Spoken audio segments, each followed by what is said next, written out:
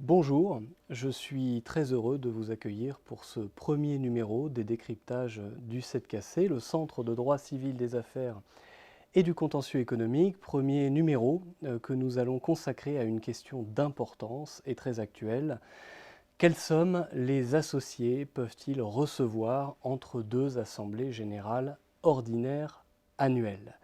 Alors on le sait, en vertu de l'article 1832 du Code civil, la distribution du bénéfice est l'une des principales finalités de la société, mais l'usage très répandu a été longtemps de distribuer des sommes entre deux assemblées générales ordinaires annuelles. Nous reviendrons sur les raisons de cet usage, mais disons-le immédiatement, le tribunal de commerce de Paris, dans un jugement du 23 septembre 2022, avait remis en cause l'ensemble, la quasi-totalité des possibilités de distribuer des sommes entre deux assemblées générales ordinaires annuelles. Et la Cour d'appel de Paris vient d'infirmer un jugement qui avait fait retenir le souffle de beaucoup de praticiens. Alors, le partage des bénéfices, chacun le sait, a en principe lieu lors de l'Assemblée générale ordinaire annuelle et pour toutes les sociétés, il s'agit à ce moment-là de s'interroger, de se demander si nous sommes en présence ou non d'un bénéfice distribuable. Mais beaucoup d'associés, des sociétés également, ont trouvé un intérêt à distribuer des sommes entre ces deux assemblées générales ordinaires annuelles, celle qui vise à se prononcer sur l'exercice passé et celle qui se prononcera sur l'exercice en cours. Eh bien, il peut être nécessaire de distribuer des sommes pendant ces deux assemblées. Ce peut être d'abord parce qu'à l'heure de la précédente assemblée, celle de l'Assemblée générale ordinaire annuelle de l'exercice précédent, nous n'avions pas à ce moment-là tous les éléments pour prendre une décision de distribution. Ce peut être un contexte économique incertain, ce peut être une importante session qui a eu lieu après l'Assemblée générale ordinaire annuelle et qui justifie à ce moment-là une capacité de distribution. Ce peut être aussi le besoin, pour parler vulgairement, de vider la trésorerie avant une cession des titres de la société, ou un besoin occasionnel comme celui d'imputer une remise de titre de la part de la porteuse à ses propres associés à la suite de ce que l'on appelle un apport partiel d'actifs et que les praticiens qui nous regardent connaissent bien. Donc, des besoins de distribution en dehors des assemblées générales ordinaires annuelles, il y en avait, il y en a toujours, et la décision du tribunal de commerce de Paris qui les condamnait, il y a maintenant 2 ans et demi, a conduit à se poser d'importantes questions. D'importantes questions parce que les distributions aux associés sont, dans les sociétés commerciales, très encadrées par les articles L232-10 et suivants du Code de commerce.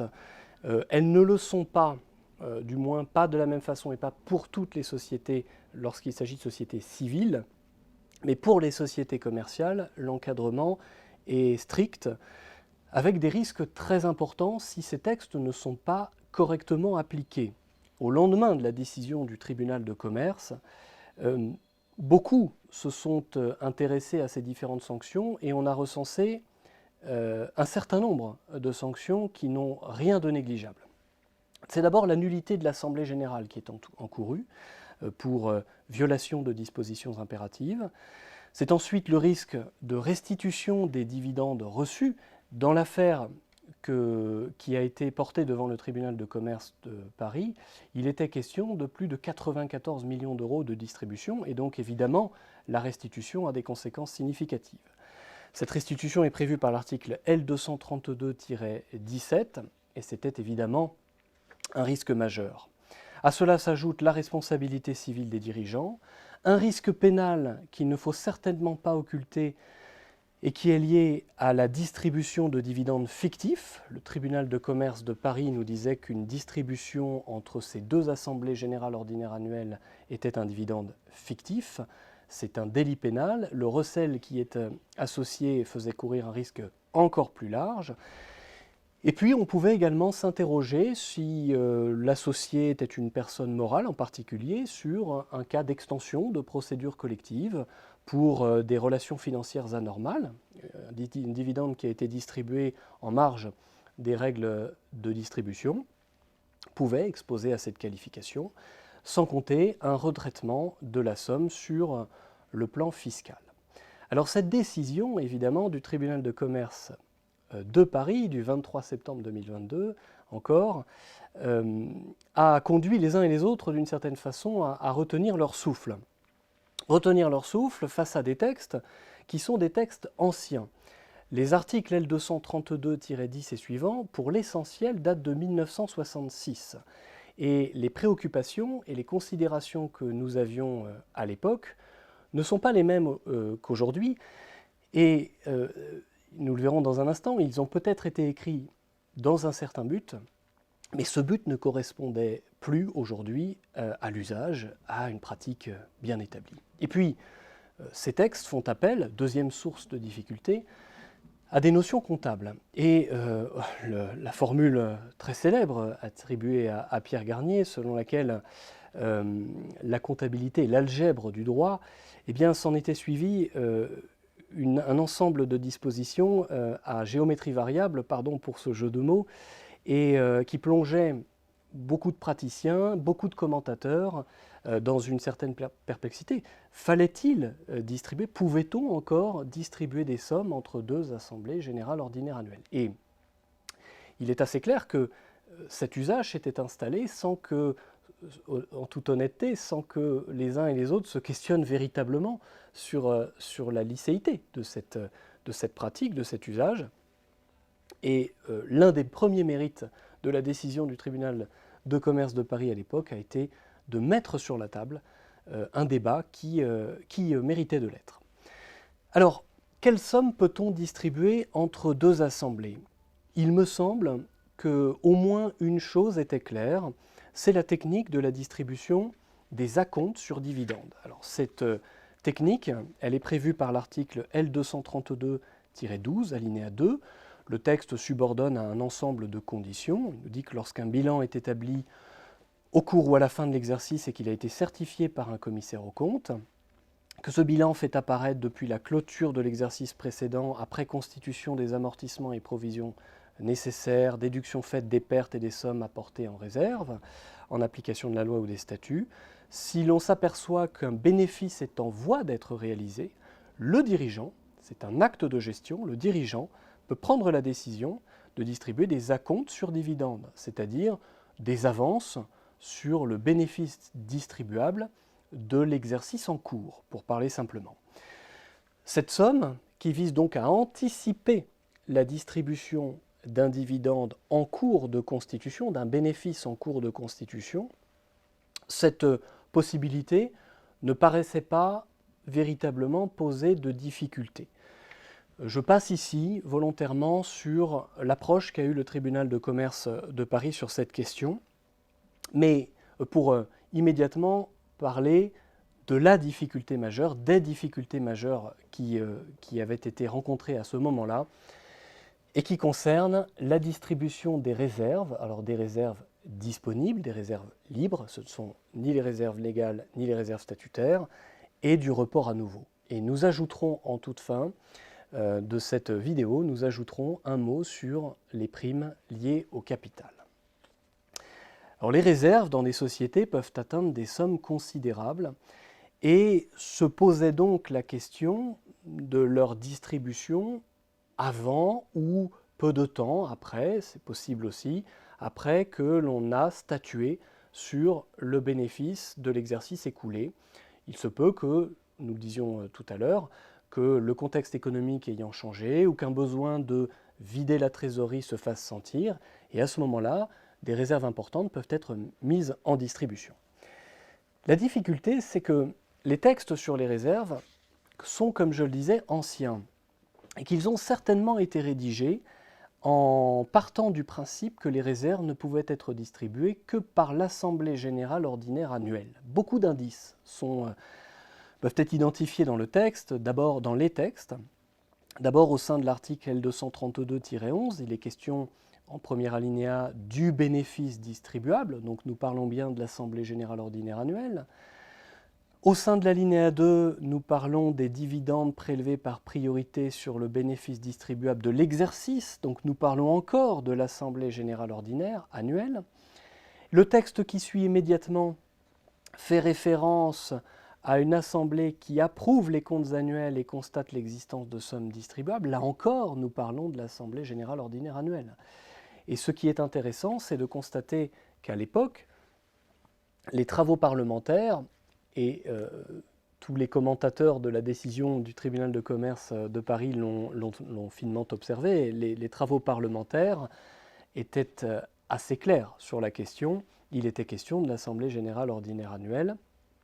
Et les commentaires de l'époque le laissaient également entendre, notamment quand on relit le célèbre ouvrage de messieurs Aimart et Mabila en 3 tomes, le plus grand commentaire à l'époque de la loi de 1966, les choses paraissent assez claires. À cela s'ajoute un argument qui a été soutenu notamment par Lacombe, qui évoquait le parallélisme des formes. Les réserves ne peuvent être distribuées que par l'Assemblée qui les a constituées, c'est-à-dire l'Assemblée générale ordinaire annuelle.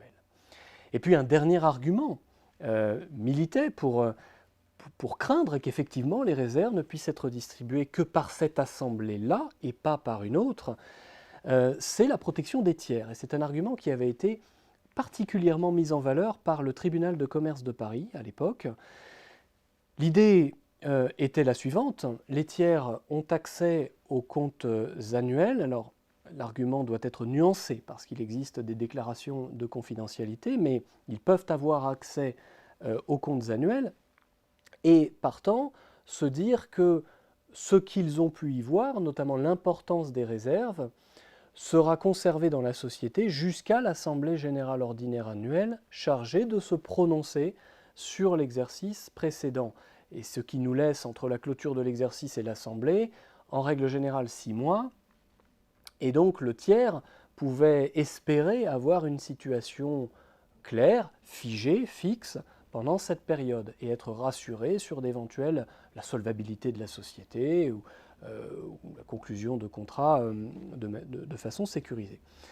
Or, si l'on admet des distributions entre la clôture de l'exercice et la tenue de l'Assemblée générale ordinaire annuelle chargée de se prononcer sur les comptes de cet exercice, eh bien, le tiers n'a aucun moyen, quasiment aucun moyen de le savoir. Et c'était un argument qui était utilisé par le tribunal de commerce de Paris au nom de la sécurité juridique. C'est sans doute une lecture littérale des textes qui pouvait conduire à cette vision, et une lecture conforme aux origines du texte, me semble-t-il. Mais d'un autre côté, se pose une question qui relève presque des sources du droit. Doit-on lire un texte dans le contexte de sa rédaction, ou doit-on lire un texte dans le contexte de son application ? Dans beaucoup d'ouvrages d'introduction au droit, on a une réponse qui nous est donnée. Les auteurs considèrent qu'un texte qui n'a plus lieu de s'appliquer, qui est désuet, qui correspond à une situation qui est surannée, n'a plus vocation à être appliqué. Donc ne fallait-il pas lire cette possibilité de distribution des réserves selon l'usage contemporain que l'on pouvait en faire ? Et l'un des arguments était de regarder l'article L232-11 du Code de commerce, de voir qu'effectivement le premier alinéa évoque le bénéfice distribuable de l'exercice, mais que le deuxième alinéa prévoit qu'il peut être mis en distribution des sommes prélevées sur les réserves par l'Assemblée générale. Et il n'est pas distingué. Alors on l'a dit tout à l'heure, toute l'articulation du texte conduit à penser implicitement que c'était l'Assemblée générale ordinaire annuelle dont il est question, mais c'est vrai qu'en lisant le texte aujourd'hui, la loi ne distingue pas. Et selon le célèbre adage, jubilex non distinguit, il n'y a peut-être pas lieu de distinguer là où la loi ne distingue pas. Évidemment, c'est un argument à mettre en balance avec la finalité d'origine du texte, l'objectif initial, mais il est vrai qu'aujourd'hui, la loi ne distingue pas. Et cette forme d'ambiguïté peut laisser place à l'interprétation, et le juge peut-être doit, se servir de cette ambiguïté, d'absence d'impérativité de la loi sur l'Assemblée compétente pour orienter sa lecture dans un sens qui correspond aux besoins des sociétés aujourd'hui. Ensuite, s'ajoutait à cette possibilité, injonction peut-être, de lire le texte selon les préoccupations contemporaines, une position de la Compagnie nationale des commissaires aux comptes, une position également de l'administration fiscale, et puis un argument finalement qui me semble ne rien avoir de négligeable, qui consiste à se dire au fond, pourquoi attendre l'Assemblée générale ordinaire annuelle alors que finalement, avancer de quelques mois cette distribution et l'adopter aux mêmes conditions de quorum et de majorité, au fond, cela revient à donner la même place à la volonté que celle qui aurait été exprimée quelques mois après. Bien sûr, on ne répond pas comme cela à l'argument de protection des tiers qui effectivement avait été particulièrement mis en avant par le tribunal de commerce de Paris. Et la Cour d'appel de Paris, lorsqu'elle infirme le jugement du tribunal de commerce, indique que la loi fait référence à l'Assemblée générale sans autre précision et se sert donc du fait que la loi ne distingue pas pour elle-même ne pas imposer de distinguer.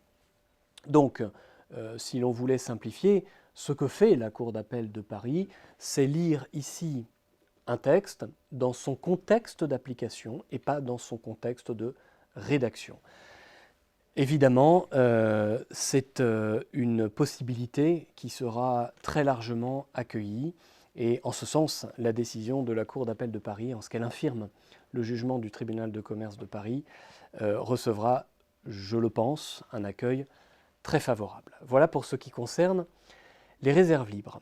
Un mot à présent sur le report à nouveau. Sur le report à nouveau, qui est prévu par l'article L232-11 du Code de commerce, l'observation de la Cour d'appel, les motivations sont peut-être plus elliptiques.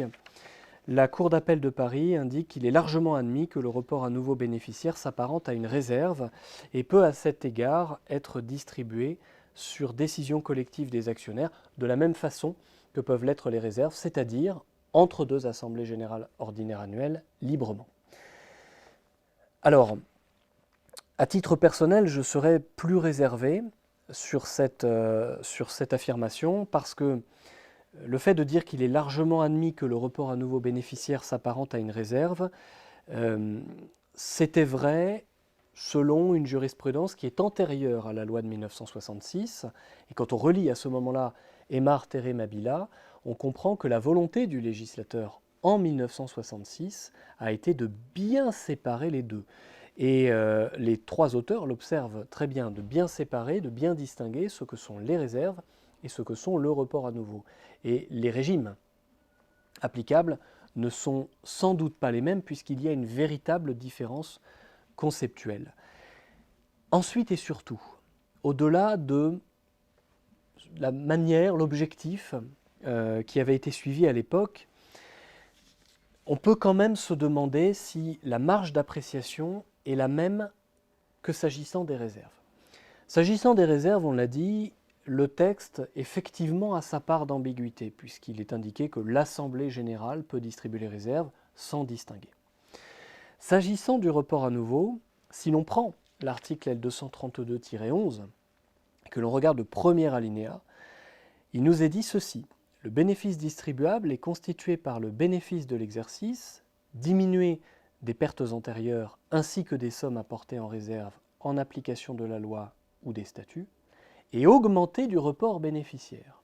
Autrement dit, la loi érige le report à nouveau en composante du bénéfice distribuable. Report à nouveau bénéficiaire, bien sûr. Le report déficitaire, évidemment, ne peut pas être une composante du bénéfice distribuable. On ne distribue pas une dette, c'est une évidence même. Mais en l'érigeant en composante du bénéfice distribuable, il ne rend, le premier alinéa de l'article L232-11, ne rend distribuable le report à nouveau que par l'Assemblée générale ordinaire annuelle, celle-là même qui peut statuer sur le bénéfice distribuable. Et cette rédaction me semble sortir le report à nouveau du domaine de l'alinéa 2 sur lequel la Cour d'appel de Paris effectivement s'appuyait pour évoquer une distribution libre des réserves entre deux assemblées générales ordinaires annuelles. Sur le report à nouveau, je serai donc un peu plus réservé parce que la loi ne se prête, me semble-t-il, pas autant à interprétation pour ne pas être encore plus affirmatif et ne pas dire qu'elle s'oppose à toute interprétation en considérant que le report bénéficiaire est une composante du bénéfice distribuable. Cependant, la position de la Cour d'appel de Paris valide des distributions de report à nouveau en dehors des assemblées générales ordinaires annuelles, donc au même titre que les réserves entre ces deux assemblées ordinaires annuelles.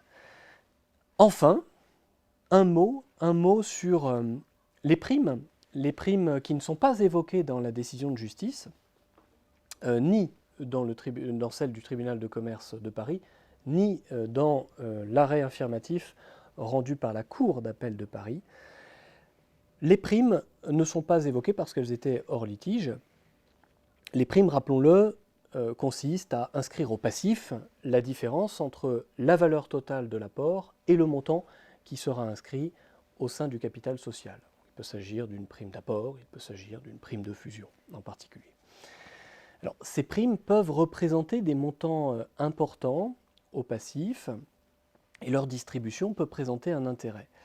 La grande difficulté que nous avons sur les primes est d'abord, comme je viens de le dire, qu'elles ne sont pas visées par les deux décisions que nous avons évoquées. Donc nous n'avons pas véritablement de réponse sur la possibilité de les distribuer d'une part et le moment où on pourrait les distribuer d'autre part. Pas vraiment de réponse prétorienne. En revanche, des indices. D'abord, sur la licéité de la distribution, il y a un article L228-99 du Code de commerce qui semble admettre implicitement la licéité des distributions des primes. Donc ces sommes pourraient être mises à disposition des associés. À ma connaissance, aucun auteur ne s'oppose à cette possibilité de distribuer les primes. Vient la question du moment de distribution. Les primes doivent-elles être nécessairement distribuées par l'Assemblée générale ordinaire annuelle ou peuvent-elles l'être, comme vraisemblablement depuis cet arrêt de la Cour d'appel de Paris, les réserves et le report à nouveau entre deux assemblées? N'ayant pas d'objection dans les textes qui ont été rédigés à une époque bien antérieure à la naissance comptable des primes liées au capital, il est très vraisemblable que l'on puisse les distribuer à tout moment. Une nuance cependant, la Cour de cassation, dans un arrêt du 27 février 2001, les a qualifiées de dividendes. Alors est-ce à dire qu'elles seraient une composante, elle aussi, du bénéfice distribuable de l'exercice? Point d'interrogation. On peut peut-être raisonnablement penser que la mensuétude qui est offerte aux réserves et au report à nouveau par la Cour d'appel de Paris bénéficiera par identité de motif, voire a fortiori, aux primes liées au capital. En conclusion, il faut peut-être évoquer deux choses. D'abord, cette décision de la Cour d'appel de Paris qui recevra vraisemblablement un accueil favorable sera peut-être confirmée par la Cour de cassation, mais elle sera peut-être aussi démentie par la Cour de cassation, dans cette affaire ou dans une autre. La Cour de cassation pourra choisir, elle, de maintenir une lecture extrêmement littérale des textes, de se replonger dans les logiques qui ont présidé à l'édiction de ces textes en 1966 et de choisir de lire les textes conformément à ce que je crois être leur origine, ou soutenir une approche qui se fonderait sur la théorie italienne du droit vivant. Le droit est en mouvement, il faut l'adapter aux préoccupations contemporaines. C'est une autre possibilité. Nous verrons si la décision de la Cour d'appel est frappée de pourvoi dans cette affaire ou si la Cour de cassation aura l'occasion de se prononcer dans une autre. Mais il est vraisemblable qu'avec cette décision de la Cour d'appel de Paris, il soit devenu difficile de reprocher des distributions aux associés entre deux assemblées ordinaires annuelles, de reprocher un élément intentionnel sur un terrain pénal, de reprocher la mauvaise foi dans la distribution en violation de ces règles, ce qui les conduirait à restituer les dividendes en vertu de l'article L232-17. Il est vraisemblable que, avec une telle décision, il soit quand même difficile de demander à des associés partout en France d'anticiper une éventuelle remise en question de cette décision de la Cour d'appel de Paris. D'autant qu'en doctrine, les choses ne sont pas évidentes du tout et que on ne trouve pas un courant majoritaire doctrinal qui soutiendrait que c'est une lecture littérale des textes qui s'impose. Ensuite, et peut-être surtout, il faut bien garder à l'esprit, et a fortiori depuis cette décision de la Cour d'appel de Paris, que aucune de ces distributions, qu'il s'agisse des primes, qu'il s'agisse du report à nouveau ou qu'il s'agisse des réserves, ne puisse l'être sans prendre en considération l'article L232-11 alinéa 3 du Code de commerce. Et je disais a fortiori depuis cette décision de la Cour d'appel de Paris, parce que ce que fait la Cour d'appel de Paris, c'est assimiler le report à nouveau aux réserves et dire que les réserves peuvent être distribuées conformément aux règles de l'article L232-11. Donc en empruntant ce chemin, en emportant ces différentes sommes, réserves, report à nouveau et vraisemblablement les primes d'émission, par extension de la décision, il faudra se fondre dans les conditions de ce texte, et dans ce texte figure un alinéa 3 qui dispose qu'hors le cas de réduction de capital, nous ne serions pas dans cette hypothèse-là, aucune distribution ne peut être faite aux actionnaires lorsque les capitaux propres sont ou deviendraient à la suite de celle-ci, de cette distribution, inférieurs au montant du capital augmenté des réserves que la loi ou les statuts ne permettent pas de distribuer. Donc, le montant du capital augmenté des réserves légales ou statutaires, entendons les réserves qui ne sont pas disponibles.